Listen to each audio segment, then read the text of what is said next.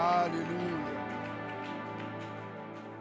Avant de commencer, je me rends grâce à Dieu pour la vie qu'il m'accorde en ce matin.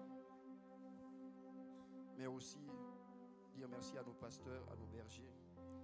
Je vois les pasteurs Sarah et les pasteurs Marco.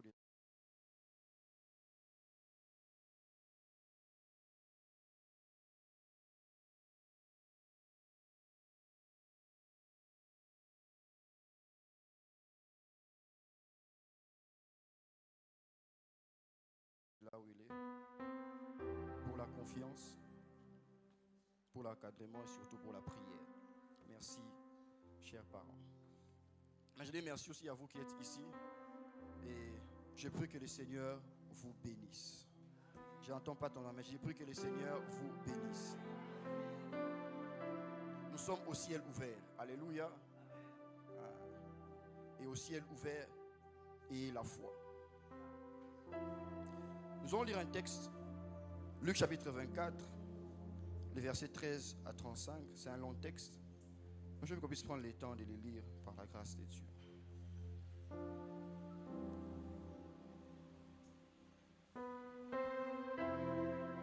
Luc chapitre 24, les versets 13 à 35. Je lis au nom de Jésus. Et voici, ces mêmes jours, des disciples allaient à un village nommé Emmaüs, éloigné de Jérusalem de 60 stades. Ils s'entretenaient de tout ce qui s'était passé. Pendant qu'ils parlaient et discutaient, Jésus s'approcha et fit route avec eux. Mais leurs yeux étaient empêchés de les reconnaître. Retenez ça. Mais leurs yeux étaient empêchés de les reconnaître. Il leur dit, de quoi vous entretenez-vous en marchant pour que vous soyez tout tristes? L'un d'eux, nommé Cléopas, lui répondit, es-tu le seul qui séjourna à Jérusalem, ne sache pas ce qui est arrivé ces jours-ci? Quoi leur dit-il? Il lui répondit, ce qui est arrivé au sujet de Jésus de Nazareth, qui était un prophète puissant en œuvre et en parole, devant Dieu et devant le peuple. Et comment les principaux sacrificateurs et nos magistrats l'ont livré pour le faire condamner à mort et l'ont crucifié. Nous espérions que ce serait lui qui délivrerait Israël. Mais avec tout cela, voici le troisième jour que ces choses se sont passées. Il est vrai que quelques femmes d'entre nous ont fort étonné, s'étaient rendues de grand matin au sépulcre. N'ayant pas trouvé son corps, elles sont venues dire que des anges leur sont apparus et ont annoncé qu'il est vivant. Quelques-uns de ceux qui étaient avec nous sont allés au sépulcre. Ils ont trouvé les choses comme les femmes l'avaient dit. Mais lui, ils ne l'ont point vu. Alors Jésus leur dit, hommes sans intelligence et dont le cœur est lent à croire tout ce qu'ont dit les prophètes. Ne fallait-il pas que le Christ souffrisse ces choses et qu'il entrât dans sa gloire? Et commença par Moïse et par tous les prophètes. Il leur expliqua dans toutes les Écritures ce qui les concernait.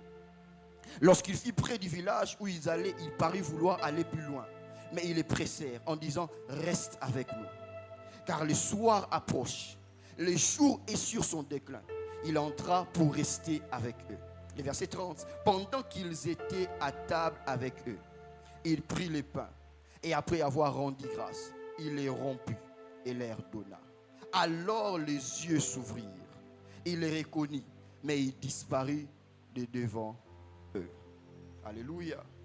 La table de ce matin, c'est la table des yeux ouverts. Aide-moi à dire à ton voisin, la table des yeux ouverts.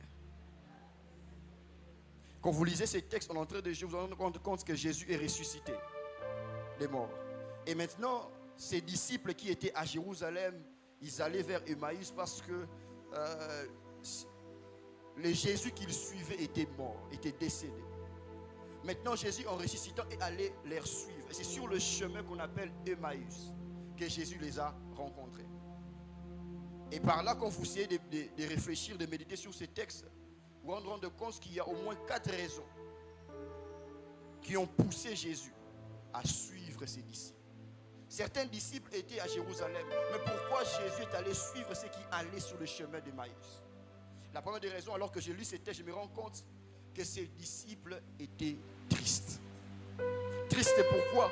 Parce que celui en qui ils avaient placé leur confiance était décédé. Ils étaient en train de converser en route. Ah, ils sont montés manger l'espoir à coup final. La tristesse avait rempli leur cœur. Et j'ai envie de dire à quelqu'un en ce matin, si tu es triste, tu es à la bonne adresse. Mais aussi la deuxième des raisons qui a fait en sorte que Jésus suive ses disciples, à part la tristesse, quand vous lisez ces textes, vous vous rendez compte que les disciples étaient déçus.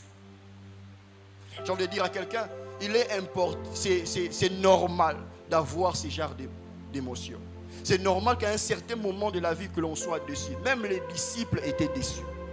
Déçus pourquoi? Ils avaient placé de l'espoir sur Jésus. Ils savaient, se disaient que peut-être par lui, enfin, nous allons sortir de ces jougs. Par lui, enfin, Israël sera totalement libre. Mais malheureusement pour eux, Jésus qu'ils avaient placé la confiance était décédé. Et Israël est resté sur le joug des Romains. J'ai envie de dire à quelqu'un en ce matin, est-ce qu'il y a des personnes qui sont déçues? C'est pas, peut-être que tu es déçu par une personne, déçu par ton travail. Je ne sais pas quel est l'objet de ta déception en ce matin, mais j'aimerais te dire que tu es dans la bonne adresse. Mais aussi, une troisième des raisons, vous vous rendez compte aussi, ancien Godet, c'est que pendant qu'ils marchaient, ils étaient en train de parler. Et Jésus a commencé à leur expliquer les Écritures. Pourquoi? Parce qu'ils parlaient de ça, mais ne comprenaient pas les Écritures. Et Jésus a commencé à leur expliquer. Et pendant qu'ils expliquaient, ils sont arrivés au lieu où ils devaient atteindre, c'est-à-dire Emmaüs. Et là, eux-mêmes ont dit à Jésus, ils ne savaient même pas que c'était Jésus. Ils dit à Jésus, entre avec nous, reste avec nous. Pourquoi? Parce que le soir approche. J'ai envie de dire à quelqu'un en ce matin, je crois que pendant ces mois, c'est une parole pour quelqu'un. Au moment le plus difficile de ta vie, au moment le plus sombre de ta vie, comme le disent souvent les pasteurs, au soir même de ta vie, s'il y a une personne avec qui tu dois être pendant ces mois, c'est Jésus-Christ. Je ne sais pas quel moment difficile dans ta vie se retrouve, mais j'aimerais dire à quelqu'un que Jésus est présent. Aide-moi d'abord à dire à ton voisin, Jésus est présent. Regarde-lui, regarde-lui, dis-lui, au soir de ta vie, là, Jésus est avec toi. Ah, dans cette tristesse que tu ressens dans ton cœur, Jésus est avec toi. Aide-moi à dire à ton voisin, dans cette déception que tu as là, Jésus est avec toi. Regarde-le droit dans les yeux, dis-lui, Jésus est avec toi. Ah, même si les hommes décident de t'abandonner, ah, même si ça arrivait que l'ancien qui te parle t'a dessus, dis-lui, Jésus est avec toi. Oh, aide-moi à le dire. Dis encore ton voisin, Jésus est avec toi. S'il ne t'entend pas, tiens-le même par la main, bouscule-lui un peu, dis-lui, Jésus est avec toi. Maintenant, quelque chose se passe ici en Saint-Justin, c'est que lorsqu'ils demandent à Jésus de rester, Jésus reste avec eux. Et se sont mis maintenant à manger, à partager la table comme nous. Et pendant qu'ils étaient en train de manger, Jésus a pris le pain, il a rompu. Et lorsqu'ils ont pris le pain, à ces moments-là, il dit, hé, c'est Jésus. Donc, tout ce temps, alors qu'ils marchaient, ils n'ont pas pu reconnaître que c'était leur Jésus. C'est seulement lorsqu'ils ont mangé le pain, lorsqu'ils ont pris la coupe, les yeux se sont ouverts. Alléluia. Écoutez, c'est plus que la sorcellerie ça. C'est plus que l'occultisme ça. Un de vos sorciers du village peut venir à la maison, il donne à ton enfant le pain et ton enfant commence à voir des choses. Écoutez, ça c'est plus que le pain de la sorcellerie. Ça c'est plus que la viande qu'on donne dans des rêves. Ça c'est le corps et le sang de Jésus. Et ça a la capacité d'ouvrir les yeux. Parce que pendant qu'ils étaient en train de marcher, ils n'ont pas su savoir que c'était Jésus. Quand les yeux s'ouvrent, on arrive à faire la distinction. Il y a des personnes bénédictions, source de bénédiction que Dieu a placées dans ta vie. Mais depuis le mois de janvier, tu n'as pas su discerner ces personnes-là. Mais ce matin, alors que tu vas prendre le corps et le sang de Jésus, tes yeux vont s'ouvrir. Je ne sais pas à qui je parle, tes yeux vont s'ouvrir. L'une des caractéristiques du ciel ouvert, quand le ciel s'ouvre, on voit. Vous verrez désormais le ciel ouvert. Quand le ciel s'ouvre, on voit. Et ton voisin, on voit. C'est à partir d'aujourd'hui, tu vas voir. Ah, si tu es d'accord avec ça, acclame le Seigneur. Alléluia. Deuxième des choses qui se passent lorsque le ciel, lorsque les yeux s'ouvrent. Dans Genèse chapitre 21, verset 19, la mort s'arrête. Alléluia. On parle de l'histoire d'une femme qui s'appelle Agar. Agar, Abraham l'a chassé de sa maison. Il dit, va avec ton fils, va tout ça. Arrivé sur le chemin dans le désert, l'eau qu'Abraham l'avait donnée et même le pain est fini en route. Et ils étaient au désert, il n'y avait pas d'eau, il n'y avait pas de nourriture. Il prend son fils Ismaël, oh Sabra. Il lui met derrière un arbre, je peux paraphraser comme ça, pour dire, non, mon amour n'a pas koufaté. S'il doit mourir, que je n'entends même pas, qu'il soit loin. Et pendant qu'il s'est posé des questions, pendant qu'il voyait la mort, un ange est venu. Il a ouvert les yeux. Il dit, juste à côté là, il y a des eaux. Souvent nous mourons dans beaucoup de choses parce que nos yeux ne sont pas ouverts. Mais j'ai pris ce matin que Dieu ouvre tes yeux. J'ai dit que Dieu ouvre tes yeux. Parce que la bénédiction n'est pas loin de toi. C'est que Dieu a placé pour ta vie. C'est que Dieu a placé pour ta famille. C'est que Dieu a placé pour ton travail. N'est pas loin. C'est juste à côté de toi. Mais seulement ouvre tes yeux. Seulement ouvre tes yeux. Et alors que tu vas prendre ces corps, alors que tu vas prendre cette coupe, tes yeux vont s'ouvrir. Tes yeux vont s'ouvrir. Il y a des choses qui se passent, maman Marlène, dans ta maison. Tu ne sais pas comprendre pourquoi les enfants tombent malades, pourquoi il y a telle histoire, pourquoi il y a tel blocage, pourquoi on essaie mais ça ne marche pas. Parce qu'il y a quelque chose qui se passe là, mais tu ne vois pas. Et vous savez avec moi que le diable est fort lorsqu'on ne le voit pas. Il puise sa force lorsqu'on ne connaît pas ce qu'il fait. Voilà pourquoi vous remarquez que les péchés travaillent souvent dans les ténèbres, hein, dans des coins bizarres, où il n'y a pas trop de lumière, parce que le diable aime cette atmosphère-là, où on ne voit pas ce qu'il fait.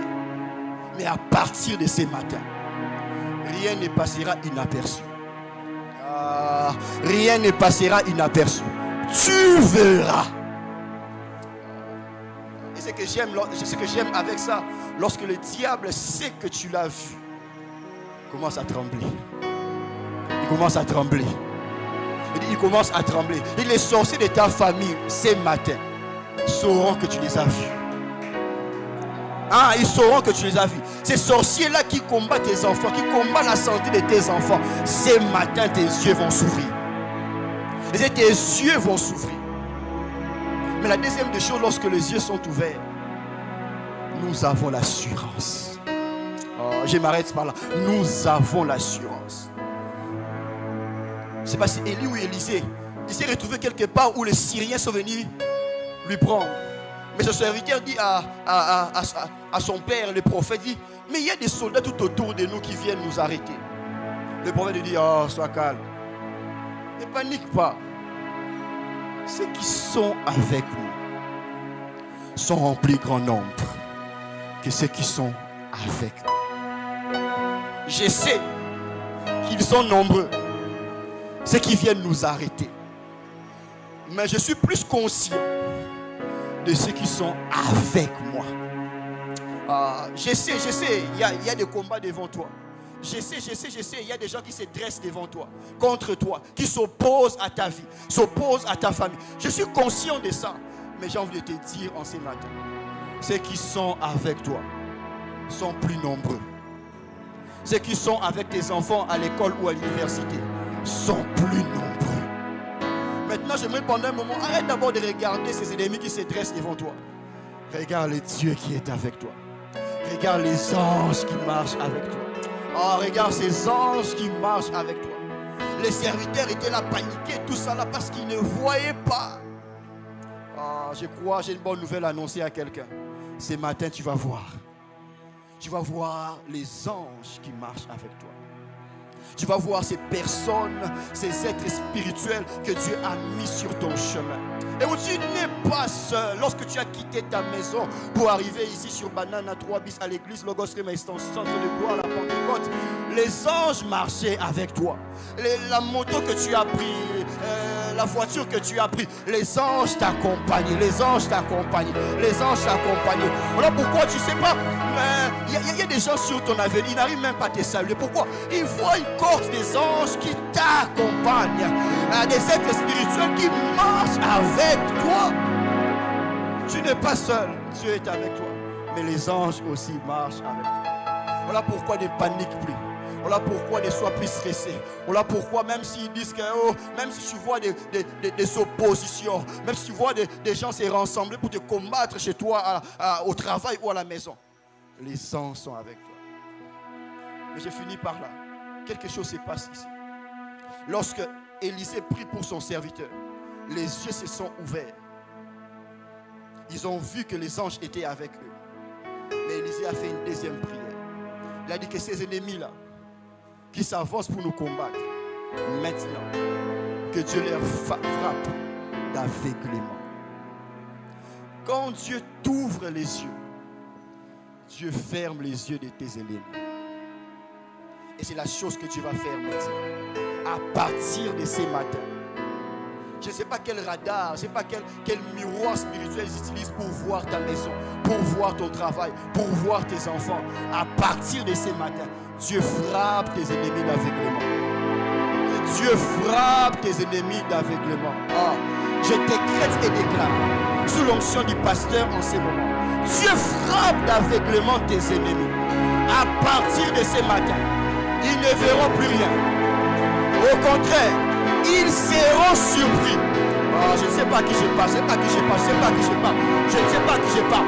Ils seront surpris de voir que tes enfants ont fini leurs études. Ils seront surpris de te voir te marier. Ils seront surpris de voir le Dieu qui t'a fait des promesses réaliser ces promesses-là. Car à partir de ce matin, dans le camp de tes ennemis, dans le camp de tes adversaires, Dieu leur frappe d'aveuglement. Dieu leur frappe d'aveuglement. Même s'ils sont à Boujimaï, même s'ils sont là-bas à Bassan Koussou, à partir de ce matin, Dieu leur frappe d'aveuglement. Dieu leur frappe d'aveuglement. Dieu leur frappe d'aveuglement. Et comment ils savent? Après un certain moment, pas dans ma maison, parce qu'ils voient ce qui se passe dans ta maison. Mais j'aimerais dire à quelqu'un, à partir de ce matin, Dieu leur frappe d'aveuglement. J'annonce un jugement dans le camp de tes ennemis. J'annonce un jugement dans le camp de tes ennemis. Parce que le ciel est ouvert en ce matin. Dieu frappe tes ennemis d'aveuglement. Dieu frappe tes ennemis d'aveuglement. Par comment on a sous-souté. Par comment on a sous-souté. Parce que le ciel est ouvert. Y a-t-il quelqu'un qui peut dire Amen? Y a-t-il quelqu'un qui peut dire très fort Amen? Maintenant, lève-toi de là où nous allons prier. Que Dieu bénisse sa parole. La